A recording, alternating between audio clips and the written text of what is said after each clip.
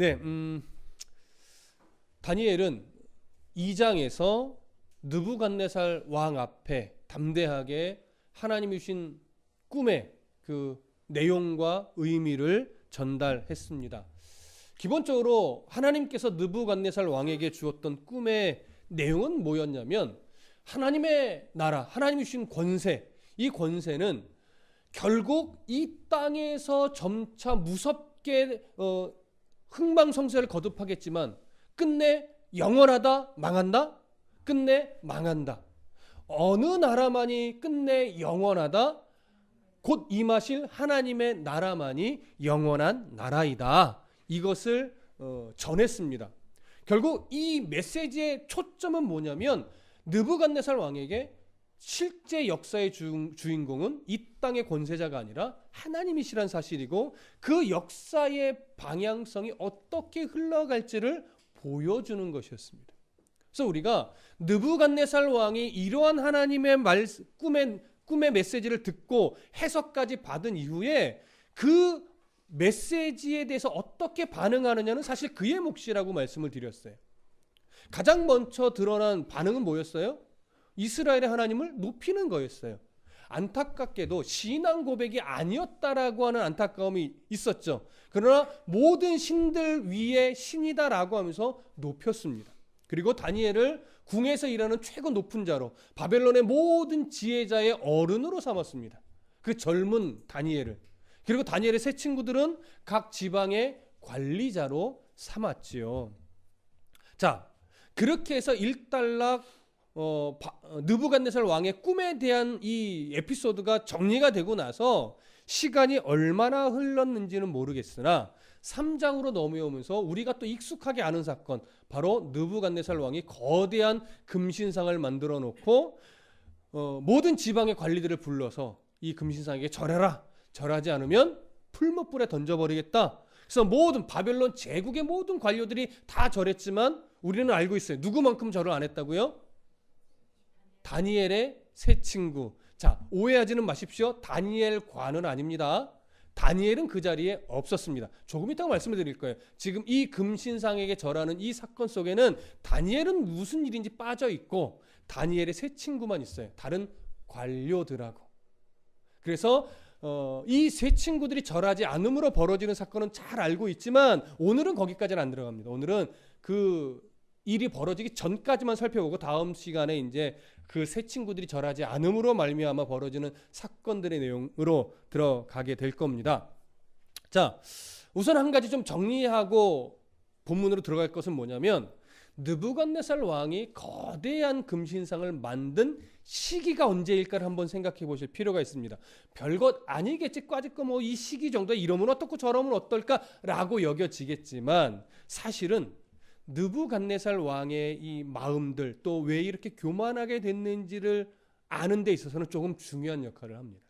자, 크게 두 가지 견해가 있습니다. 첫 번째는 다니엘을 통해서 꿈의 내용을 확인하고 꿈의 의미, 해석까지 들은 직후 얼마 지나지 않아서 금신상을 만든 것이다. 이런 견해가 첫 번째 견해이고, 두 번째 견해는 뭐냐면 그 꿈에 대한 내용을 다 듣고 나서 대략 어느 정도 시간이 흘렀느냐, 15년 정도의 시간이 흐른 다음에 만들었을 것이다. 이렇게 보는 견해가 있습니다. 근데 두 번째 견해는 좀 몇 가지의 좀 근거를 가지고 있어요. 요 15년이 지난 시기가 사실은 어느 시기랑 맞물리냐면 남유다가 결국 예루살렘이 무너지면서 남유다가 멸망하는 시점과 맞물립니다. 그래서 그 직후로 보는 거예요. 그런데 왜 이 견해가 근거가 있다라고 말씀을 드렸냐면 구약 성경이 히브리어로 된 구약 성경이 헬라어로 번역된 성경, 이것을 70인역이라고 합니다. 그 헬라어로 번역된 성경에 보면 어떤 내용이 담겨 있냐면 느부갓네살의 18년 되는 해, 그러니까 통치를 말하는 거예요. 느부갓네살의 18년 되는 해에 신상을 만들었다, 이런 기록이 있어요. 그래서 70인역을 100% 신뢰할 수는 없으나 70인역은 매우 정확한 근거를 많이 가지고 있습니다. 그래서 이 부분에 대한 내용도 단순하게 말도 안 돼, 이렇게 치부하기는 어려운 기록이고, 이런 기록을 근거로 해서 이런 견해가 사실은 나왔기 때문에 그렇습니다. 만약에 꿈의 해석을 듣고 다 확인한 이후 직후에 만들었다라고 하는 첫 번째 견해를 따라간다면 느부갓네살은 겁이 난 겁니다. 어떻게 해요? 다 듣고 나니까 결국 자기의 왕권이, 자기의 권세가 영원하지 않다는 이야기잖아요. 그러니까 그 꿈을 주신 신에게 감히 항거할 수 없는 그런 입장에 서서 항거는 안 했고 높이기는 했으나 자기의 권세가 더 견고했으면 좋겠는 거예요. 무너지지 않는 권세였으면 좋겠는 거예요. 그래서 어떻게 할까 고민을 하다가 자기의 권세를 더 견고하게 해야 될, 자기의 정권을 더 튼튼하게 해야 될 필요성으로 인해서 무엇을 고안해낸 거예요? 꿈에 봤던 그 신상처럼 이제 신의 형상이 아니라 자기의 형상으로 만들어서 사람으로 하여금 경배하게 하자, 두려움도 갖게 하고 절대 복종하는 백성이 되게 만들자, 이런 어떤 생각을 갖게 된 것으로 보는 거죠.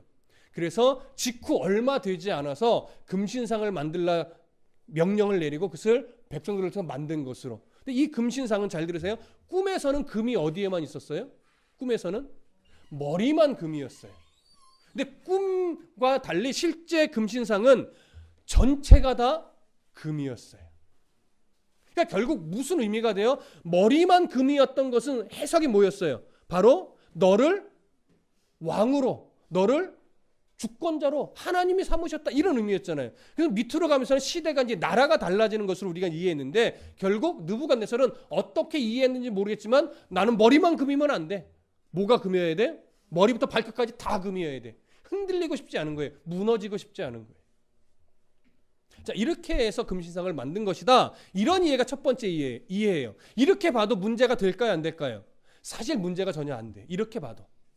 근데 두 번째 견해를 수용하게 된다면요, 어떻게 이해할 수 있냐면 요 15년이라는 시기, 느부갓네살의 꿈 해석, 다니엘을 통해서 해석을 다 이해하고 나서 지나가는 15년 사이에 크게 어떤 사건이 벌어지냐면 느부갓네살이 그 제국을 더 확장시킵니다. 어디서부터 어디까지 확장을 시키냐면 인도에서부터 아프리카 대륙의 에티오피아까지 이 제국을 확장시켜요. 그러니까 그 권세가 천하에 막 울려 퍼졌겠죠. 왜냐하면 또 느부갓네살은 잔인했거든요. 그러니까 느부갓네살이라는 이름이 아주 두려울 정도로 온 세상에 어떻게 해요? 퍼져나가요. 이게 바로 느부갓네살의 그 15년의 여정 속에 있는 거예요. 그 마지막 부분에 어떤 일까지 벌어지냐면 바로 남유다를 멸망시키는 이런 일까지 벌어지는 겁니다. 그럼 한번 생각해 보십시오. 남유다까지 멸망을 딱 시켰어요. 15년 전에 꿈의 해석을 딱 떠올리면서 느부갓네살의 마음에 뭐가 떠오를 수 있을까요? 힌트는 교만한 생각이에요. 그 강력한 이스라엘의 하나님을 내가 어떻게 했다? 이겼다. 라는 생각이 들 수 있죠. 왜요? 제국도 더 커졌어요. 신 중에 신이라고 여겼던 이스라엘의 하나님이 있는 그 남유다도 자기가 멸망을 시켜버렸어요. 그러니까 점차 15년 전에 꿈을 주신 그 놀라우신 하나님보다 자기가 점차 어디로 가 있을까요? 더 위에 올라가게 되죠. 그래서 이제는 그 신도 이겼으니 이제 내 권세, 내 이 위치, 이 정권은 무너질 수 없다.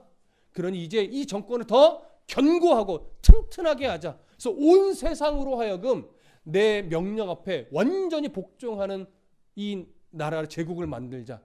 그러니 뭐가 가장 좋아요? 거대한 자기 모습의 신상을 만들고 금으로 다 칠해서 이제 다 절하게 만드는 거지. 그래서 이렇게 15년 후에 만든 것이다. 이렇게 보는 견해도 있다라고 하는 것이죠. 여러분 무슨 말씀인지 이해되십니까? 자, 어느 견해가 조금 더 여러분들의 이해 속에서 더 자연스럽게 여겨지십니까? 첫 번째 견해를 취해도 크게 문제는 없고 두 번째 견해를 취해도 문제가 없으나 몇 가지를 놓고 볼 때는 두 번째 견해가 더 자연스럽습니다. 일단 첫 번째, 그 정도 거대한 금신상을 세워서 제국의 모든 관료들에게 절을 요구하려면 나름대로 자기의 정치적 입지가 좀 굳건하게 서야 돼요. 그런데 다니엘이 꿈을 해석해 줬을 때는 아직 통치 몇 년 안 됐을 때예요. 2, 3년 정도 무렵이에요. 그렇다면 금신상을 세워서 절하게까지 하기는 조금 무리한 면이 없지 않아 있습니다. 그리고 어떤 기록적인 근거적인 면으로 보아도 어느 것이 더 근거가 많아요? 두 번째 견해가 더 근거가 많아요. 그리고 최근에 발굴된 느부갓네살 시대의 문헌이 발견이 돼 그 문헌 안에 이 시대의 금신상에 대해서 어떤 그 기록들이 있냐면 왕으로서 나는 신상을 세웠다. 그리고 나의 이름을 존중하라. 그리고 나의 왕조는 계속될 것이다. 이런 기록도 있어요. 물론 이런 기록이 첫 번째 견해를 뒷받침한다라고도 볼 수 있지만 다른 기록들과 매치를 시켜보면 두 번째 견해 쪽 15년 후쯤 일어난 것을 뒷받침하는 쪽으로 더 가깝게 여겨집니다. 그래서 우리는 이 느부갓네살의 금신상을 만든 이 시기를 어느 때로 봐요? 남유다가 멸망한 꿈의 해석을 듣고 15년 정도가 지났을 무렵, 제국이 팽창됐을 그 무렵에 교만한 마음이 이렇게 차올라서 금신상을 만든 것으로 우리는 이해하며 나머지 내용을 볼 것입니다. 자, 이해되시겠죠? 자, 그러면 3장 1절 이제 본문으로 들어갈게요. 1장 함께 읽습니다. 3장 1절 시작. 느부갓네살 왕이 금으로 신상을 만들었으니 높이는 60규빗이요 너비는 6규빗이라. 그것을 바벨론 지방의 두라 평지에 세웠더라. 자, 제국이 팽창된 것을 기념하고 그 다음에 남유다가 멸망함으로 말미암아 내가 이스라엘 하나님을 이제 이겼다. 그 신이 과연 나를 꺾을 수 있을 것인가? 이 권세 아래서 이 권세를 견고하게 하자. 이런 교만한 생각을 가지고 금신상을 만듭니다. 온 머리부터 발끝까지 금으로 칠한 그런 신상을 만드는데 그 크기가 어떻게 됐다라고 말하냐면 높이가 60규빗이 계산해 보면 27m가량 됩니다. 건물 높이로 따지면 9층에서 10층 높이의 건물인 거예요. 여러분 결코 작지 않습니다. 그걸 만든 것도 신기할 정도예요. 그리고 너비가 6규빗이래요. 옆으로는 2.7m 정도. 이것을 연구하는 학자들이 진짜 사람의 형상처럼 이렇게 대칭을 짜봤거든요. 재봤거든요. 그랬더니 조금 보편적인 사람의 대칭과 좀 달라요. 보통 사람들은 보통 한 6등신 되나요? 저는 안 될지도 모를 것 같은데 멋있으면 보통 몇 등신이라고 해요? 8등신이죠. 근데 이 신상은 한 10등신 정도의 비율이라고 그러는 것 같아요. 제가 계산을 안 해봐서는 잘 모르겠습니다. 그러나 하여튼 그렇게 좀 정상적인 사람 모습보다는 더 좀 대단히 멋진 모습으로 만들어 놓은 것 같아요. 그러나 중요한 건 뭐예요? 웅장하고 거대한 크기라고 하는 거죠. 그럼 왜 이렇게 크게 했을까요? 이만큼. 아마 당시의 기준으로 본다면 이 정도 큰 신상은 존재하지 않았을 거예요. 신의 형상도 이렇게 크게 만들지는 않았을 거예요. 그렇다면 자기의 형상을 이렇게 크게 만들었다라고 하는 것은 결국 뭐냐면 첫 번째는 어디서 영감을 얻었을까요? 15년 전에 꿈에서 본 그 형상에서 힌트를 얻었을 거예요. 영감을 얻었을 것이고 그 다음에는 모든 제국 내의 사람들에게 왕의 권세가 얼마나 높은지 이걸 보여주면서 위압감을 주고 싶었던 거죠. 그래서 느부갓네살 입장에서는 크게 두 가지의 그 효과를 누리는 겁니다. 정치적으로 최고의 머리에 있다. 그 다음에 종교적으로도 최고의 머리에 있다. 그러니 정치적으로 나를 깔볼 자 누구며 종교적으로 나를 우습게 볼 자 누구겠느냐. 그러니까 자기 밑에 누구도 있는 거예요? 이스라엘의 하나님 여호와도 자기 밑에 있는 거예요. 그래서 제가 교만함으로 인해서 만들어진 것이다 라고 서두에 잠깐 언급을 했던 겁니다. 부서지지 않는 신상이길 바랬으니까 이제 머리부터 발끝까지 금으로 칠한 것이죠. 자, 이렇게 거대한 신상을 어디에 세웠다고 말합니까? 오늘 1절이 바벨론 지방의 두라 평지에 세웠대요. 여러분 이건 좀 여담이지만 이런 거대한 신상을 왜 도시 중앙에 세우지 않고 평지에 세웠을까요? 두라 평지에. 그렇죠. 많은 사람이 와서 거기서 절하게 하려고. 도시 중간에서 보면서 위압감은 느끼지만 절하기는 어려워요. 그러니까 많은 어떤 관료들이 저런 나중에 사람들, 백성들을 또 정기적으로 불러들이겠죠. 자, 이번 주는 어디 지역 사람들 와서 경배해라. 이번 주는 어디 지역 사람들 와서 경배해. 1년 내내 돌아도 제국이 워낙 넓으니까 1년 내내 돌려도 계속 와야 될 거예요. 아마도 그래서 그 경배를 하게 하려고 평지에다가 거대한 신상을 만들어 놓지 않았을까, 저는 생각이 들더라고요. 자, 이렇게 거대한 신상을 두라 평지에 세워놨습니다. 2절과 3절 함께 읽습니다. 시작.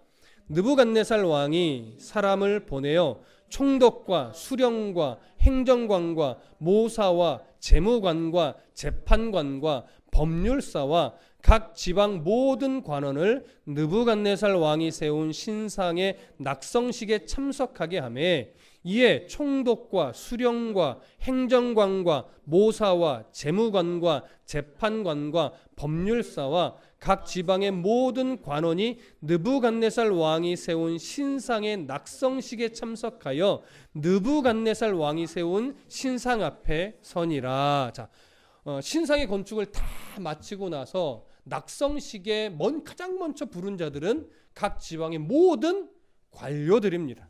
그 관료들을 여기서는 구분을 했죠. 총독, 수령, 행정관, 모사, 재무관, 재판관, 법률사, 그리고 각 지방의 모든 관원. 각각이 무엇을 하는 자들이냐, 굳이 이거를 막 알려고 하실 필요는 없습니다. 그냥 각계각층의 모든 관료들이에요. 근데 제국 내의 모든 지방의 관료들이니까 인원이 적을까요? 엄청 많을까요? 그렇죠. 무지하게 많은 관료들이 누구 앞에 모여요? 그 신상 앞에, 느부갓네살 왕 앞에 모인 거예요. 근데 이 관료들은 크고 작든 하여튼 권세를 다 가지고 있는 자들이에요. 이들이 그 앞에서 넙죽 엎드려 절을 한다는 것은 결국 무슨 의미입니까? 왕의 권세 앞에 절대 복종하겠습니다. 이런 의미가 되는 거죠. 그러니 그 앞에서 절하지 않으면 어떤 일이 벌어질까요? 잠시 후에 살펴보지만 죽음밖에 남는 게 없는 겁니다. 그런 무시무시한 낙성식이에요. 감히 거절하고 참석 안 할 수 있는 자가 있을까요? 없습니다. 그리고 이 모인 관료들 안에 누구도 있을까요? 다니엘의 세 친구들도 있습니다. 자, 그런데 제가 앞에서 그 말씀드렸죠. 다니엘과는 아니라고요. 다니엘은 보이지가 않아요. 자, 어느 때도 보이지 않아요? 풀무불에 던져진 자가 누구예요? 다니엘과 세 친구들이에요? 아니죠. 세 친구들만 던져졌어요. 근데 다니엘이 그 자리에 있었다면 다니엘도 같이 던져지든지, 아니면 다니엘을 그 자리에서 왕을 어떻게 해서든지 설득하여 막으려고 했든지. 근데 그런 장면이 하나도 나타나지 않아요. 그래서 어떤 사람은 감히 다니엘만큼은 아무도 건드릴 수 없어서 그랬을 것이다 라고 주장하기도 하지만, 상황적이나 내용적이나 다니엘의 성향으로 볼 때 그거는 말이 안 돼요. 그래서 다니엘은 이 자리에 없었던 것으로 보는 것이 아주 보편적인 견해입니다. 그럼 왜 다니엘은 이 자리에 없었고 세 친구만 있었을까요? 저는 예전에 이 성경을 조금 더 구체적으로 보면서 이상하다. 왜 다니엘 선대에 이런 놀라운 이런 역사가 일어난 자리에 왜 다니엘은 없지? 그런 생각을 문득 하기만 했었어요. 답을 찾을 수가 없으니까 그냥 넘어가기만 했었는데, 왜 다니엘은 없었을까요? 그 힌트는 앞에서 다니엘은 어디에 일을 맡은 자라고 설명이 됩니까? 궁의 일을. 그러니까 왕과 왕 밑에서 전체를 관리하는 총리와 같은 다니엘까지 같이 나와버리면 궁이 마비가 될 수도 있고, 궁에 항상 처리해야 되는 일들이 문제가 생길 수 있죠. 왜냐하면 두라 평지까지 가서 낙성식을 하고 오려면 이게 하루 이틀에 끝날 수 있는 일이 아니기 때문에, 그래서 꽤 한동안 자리를 비워야 되기 때문에 다니엘까지는 이 자리에 참석할 수 없었던 것으로 보는 것이 가장 설득력 있는 설명입니다. 그래서 저도 그 견해를 따라가고 우리들도 굳이 다른 견해를 취할 필요는 없을 것 같습니다. 그래서 다니엘은 이런 이유로 인해서 왕궁에 남아서 왕궁의 일을 감당하고 있고, 이제 나머지 모든 관료들과 왕은 이 금신상 앞에 모여서 이제 낙성식을 거행하게 되었던 겁니다. 자, 이제 4절과 5절 함께 읽습니다. 시작.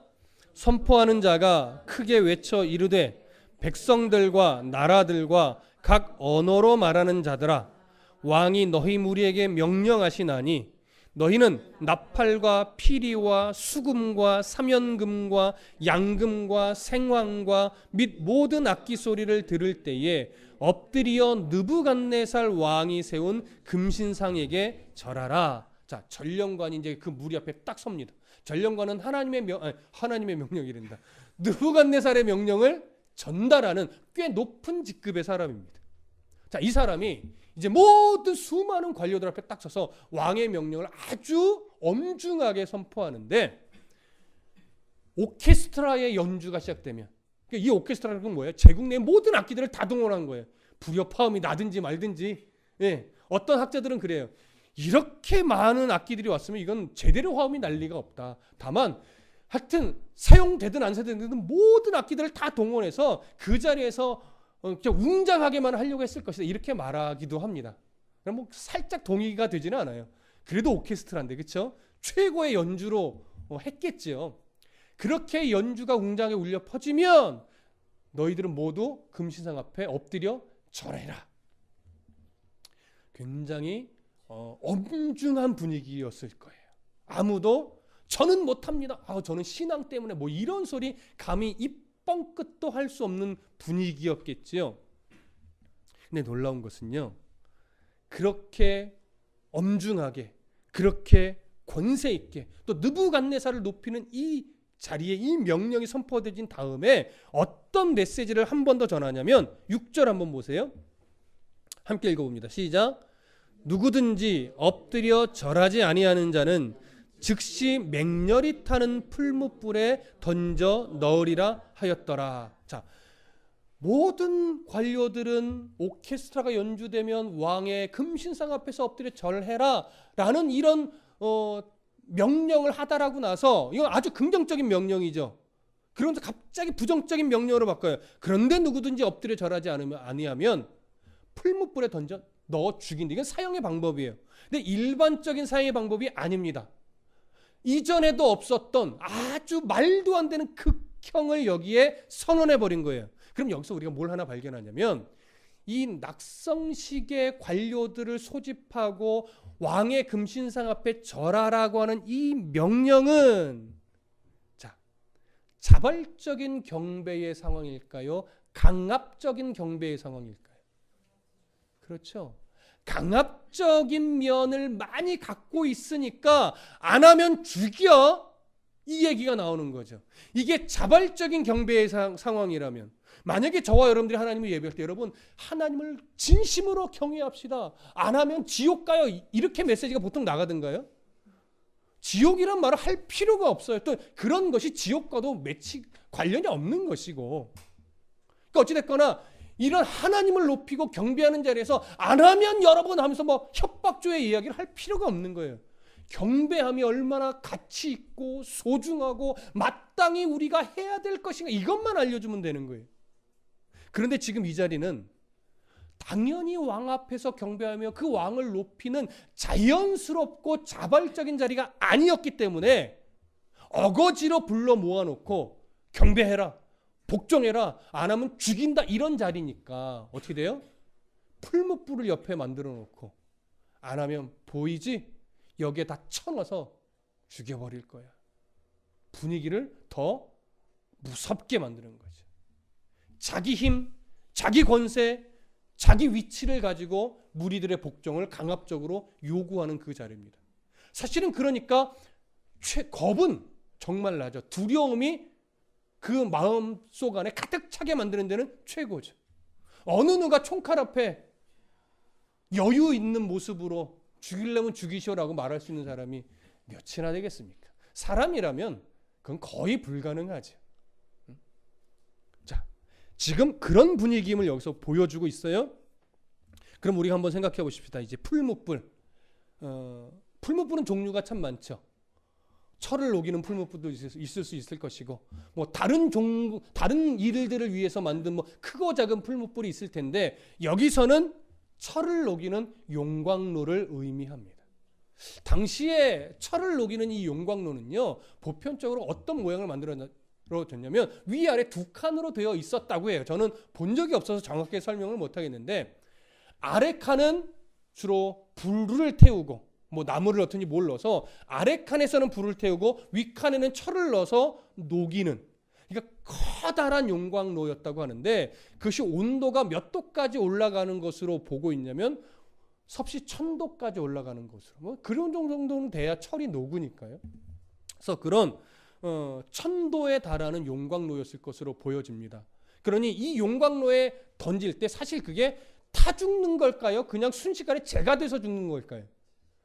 예, 그것도 탄다라고 말할 수 있겠지만 타는 모습을 거의 볼 수 없을 거예요. 그냥 던지면 재가 보일락 말락 그냥 녹아지는 건지 타는 건지 알 수 없을 정도로. 근데 우리가 상식적으로 알고 있듯이 이 세 친구들을 붙잡고 갔던 군인은 어떻게 됐어요? 근처에서 그냥 타버렸죠. 던져지기도 전에. 자, 그런 거를 보면 지금 이 용광로는 그 모인 무리들에게 두려움을 주기에는 충분한 그런 모습의 거대한 용광로였을 것으로 우리는 이해할 수 있습니다. 자, 이제 7절 함께 읽습니다. 시작. 모든 백성과 나라들과 각 언어를 말하는 자들이 나팔과 피리와 수금과 사면금과 양금과 및 모든 악기 소리를 듣자 곧 느부갓네살 왕이 세운 금신상에게 엎드려 절하니라. 드디어 전령관의 명령이 다 하달되고 나서 오케스트라의 연주가 시작이 됩니다. 일사불란하게 모든 평야에 서 있는 관료들은 넙죽 엎드려 절할 수밖에 없었고, 이 분위기 속에서 어느 누구가 감히 엎드려 절하지 않을, 그것 절하기를 거절할 만한 생각을 할 수 있는 자는 한 명도 없었을 겁니다. 물론 우리는 압니다. 누구는 안 했어요? 예, 다니엘의 세 친구 사드락 메삭 아벳느고 이 세 친구들은 하지 않았음을 압니다. 그러나 그것은 이제 다음 파트에 나오니까 그건 다음 시간에 살펴볼 것이고요. 오늘은 이 분위기, 또 이렇게 절하게 만든 느부갓네살, 이 모습 속에서 우리가 꼭 놓치지 말고 발견해야 될 한 가지를 점검하면서 오늘은 좀 마무리를 하려고 합니다. 자, 놓치지 말아야 될 한 가지, 그것이 무엇이냐? 15년 전 느부갓네살 왕은 이 세상의 역사가 어떻게 흘러가게 되는지 보여주신 하나님의 꿈에 대한 내용을 들었습니다. 그리고 그 하나님이 어떤 하나님인지도 경험했습니다. 그리고 세상의 권세가 가지고 있는 한계가 어디까지인지도 알았습니다. 아무리 두렵고 무서운 모습으로 등장을 하지만 끝내 다 멸망하는 나라일 수밖에 없다. 그런 권세일 수밖에 없다라고 하는 걸 정확하게 들었습니다. 그리고 겉으로는 인정했습니다. 하나님 나라의 영원함이라는 이 사실도 들었습니다. 글쎄요, 마음으로 했는지 모르겠지만 겉으로는 인정했습니다. 그런데 그런 하나님에 대해서 알았고 들었고 어떻게 보면 배웠고 그러면서 인정까지는 했는데 왜 이것이 15년이 지나면서 확 바뀌어버렸어요? 제국이 커지니까요. 인도에서부터 에티오피아까지 확장되어 버리고 이스라엘의 하나님이었던 여호와 하나님의 여호와 하나님 섬기는 그 나라가 자기 손에 멸망당해 버리니까 마치 자기의 이 권세가 하나님보다 크게 여겨진 것이죠. 내 힘으로도 이렇게 강력한 권세를 이룰 수 있구나. 결국 무슨 생각입니까? 사람이 자기 힘으로 신도 이길 수 있는 능력을 가질 수 있다라고 착각을 하게 되면서부터 그는 이런 일을 저지르는 어떤 생각을 갖게 된 것이죠. 어떤 사람이 정말 지혜로운 사람일까요? 어떤 찬양 가사에 그런 가사가 있습니다. 하나님의 크심을 알고 나의 작음을 아는가. 여러분, 이걸 진심으로 인정하고 그 가치 기준을 가지고 살아가는 자가 사실은 가장 지혜로운 자입니다. 하나님 앞에서 내가 얼마나 작은 자이며 이 세상에 그 어떤 것보다도 하나님이 얼마나 크신 분인지를 알고 그분의 가치와 그분의 다스림과 그분의 은혜 아래서 살아가기를 주저하지 않을 수 있는 자. 그걸 기뻐할 수 있는 자, 이것이 가장 지혜로운 자죠. 어떤 사람이 가장 어리석은 자일까요? 아니, 이렇게 질문하겠습니다. 어떤 신앙인이 가장 위험한 신앙에 노출될까요? 어떤 상황에 놓인 자가 가장 신앙이 위험하게 될 사람일까요? 이렇게 이야기를 해볼까요? 고난에 처한 사람이 있습니다. 이 사람이 신앙이 흔들릴 위험이 많을까요? 아니면 풍요롭고 힘든 일이, 세상 속에서 힘든 일이 아무것도 없는 자, 이 사람이 신앙의 위기에 놓일 가능성이 더 많을까요? 여러분, 우리는 보편적으로 고난에 있는 사람, 이런 사람이 자칫 신앙의 위기가 있을 것이다 라고 여겨지지만, 실제로 진짜 신앙의 위기는 고난 중에 있는 사람이 아닙니다. 풍요로움 가운데 있는 자입니다. 높은 자리에 있어서 거칠 것이 없는 자입니다. 내가 원하는 대로 너무나 잘 되는 것이 많은 사람, 그 사람이 사실은 가장 신앙이 위험한 상황에 놓인 자입니다. 오늘 우리는 느부갓네살을 통해서 정확하게 봅니다. 물론 이 사람을 신앙인이라고 말할 수는 없으나 종교적인 성향은 누구보다도 강했던 사람이고 많은 신들을 섬겼으며 그 중에 이스라엘의 하나님이 얼마나 큰 신인가까지도 알았던 자입니다. 근데 그 신앙 고백은 아니지만 그 하나님을 높이던 마음이 왜 이렇게 바뀌어요? 제국이 팽창되니까, 이스라엘을 멸망시키고 나니까 그 모든 것이 자기가 잘나서 된 줄 알고 이것을 잃어버리지 않으려고 이렇게까지 가는 겁니다. 신앙의 왜곡은 물론 절망 중에도 일어날 수 있고 고난 중에도 일어날 수 있고 없기 때문에 일어날 수도 있지만, 정말 위험한 신앙의 왜곡은 풍요로울 때입니다. 많은 것을 가졌을 때입니다. 높은 자리에 올라갔을 때입니다.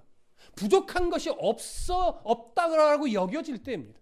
하고 싶은 것 마음대로 할 수 있는 그런 상황에 놓인 자가 사실은 신앙이 왜곡될 가능성이 더 많다라고 하는 것입니다. 그래서 지혜로운 사람은 하나님 앞에 내가 얼마나 작은 사람이고 내가 가진 것 그 어느 것이라도 하나님이 바람 한 번 불면 다 날아갈 수 있는 그런 영원하지 못한 것이다라는 것을 분명하게 인정하고 아는 자입니다. 그래서 주신 것을 바르게 쓸 줄 아는 자가 그가 진짜 지혜로운 자입니다. 주신 권세, 주신 물질, 주신 재능, 이걸 하나님 앞에서, 하나님의 은혜 아래서 바르게 쓸 줄 아는 자가 정말 지혜로운 자인데, 어리석은 자는 주신 풍요를 하나님의 뜻대로 쓰지 못해요. 어리석은 자는 주신 권세를 하나님의 가치대로 사용하지 못해요. 어리석은 자는 주신 재능을 지만 위해서 써요. 여러분, 이렇게 표현해야지 우리가 알죠. 자기만 위해서 쓴다기보다 하나님 주신 물질, 재능, 권세, 지가 잘나서 얻은 줄 아는 거죠. 그래서 우리 보통 우스갯소리로 얘기하지 않습니까? 안 되면 하나님 앞에 나오고 잘 되면 지가 잘나서 그런 줄 알고. 신앙인이 이런 습성을 여러분 버려야 됩니다. 근데 이것은 누구를 생각할 것이 아니라 사람의 본성 안에 다 있는 거예요. 여러분, 목사들은 어떤가요? 작은 교회, 힘든 교회에 있다 보면 주님만 붙잡아요. 근데 조금 사람이 많아지고 교회 재정이 늘어나고 건물이 커지면 그 다음부터 그 목회는 다 누가 이루는 거예요? 물론 입으로는 하나님의 은혜이죠. 그걸 얘기하는 것이 아니에요. 정말 속으로 내가 얼마나 피땀 흘려 세운 교회인데 라고 하면서 그런 결과가 오늘날 뭘로 드러나요? 죄송합니다. 세습이라는 걸로 자꾸 드러나잖아요. 그분들이 뒤로 들려오는 소리는 다 그겁니다. 이 교회를 내가 어떻게 세웠는데, 이 교회를 내가 어떻게 일궈서 이 건물을 세웠는데, 내가 이걸 누구에게 줘? 그게 뒤에서 들려오는 소리예요.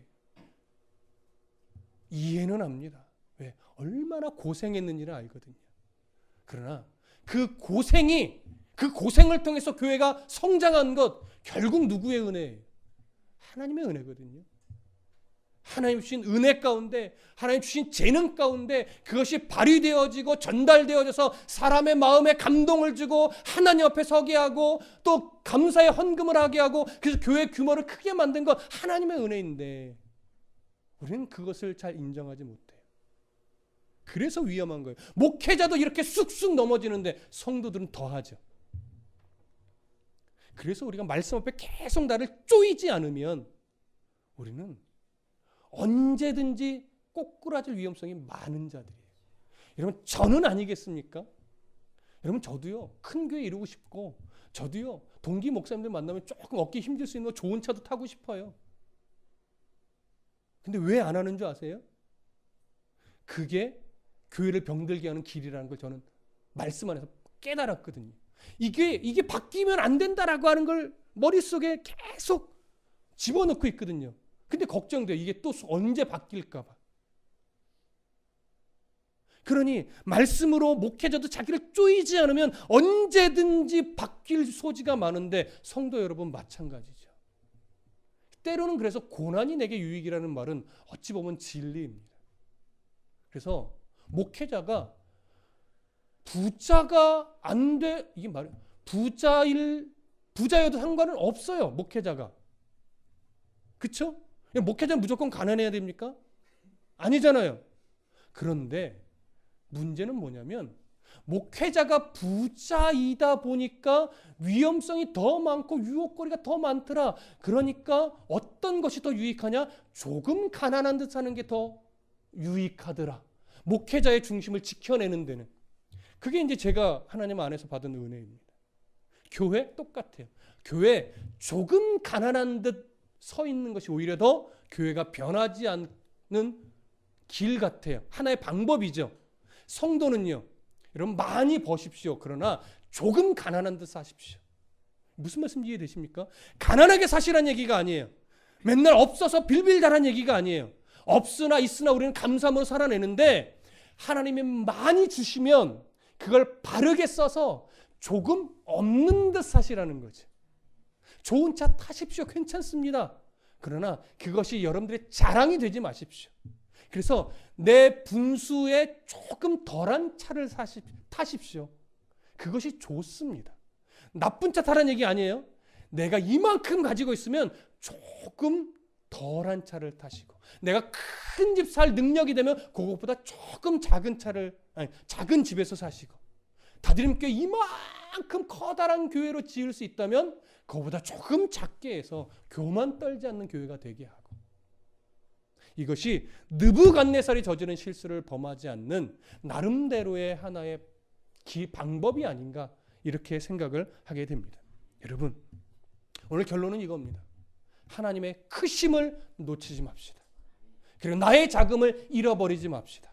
그래서 그의 은혜로 살아가는 것이 가장 복된 길임을 잊어버리지 마십시다. 기도하겠습니다.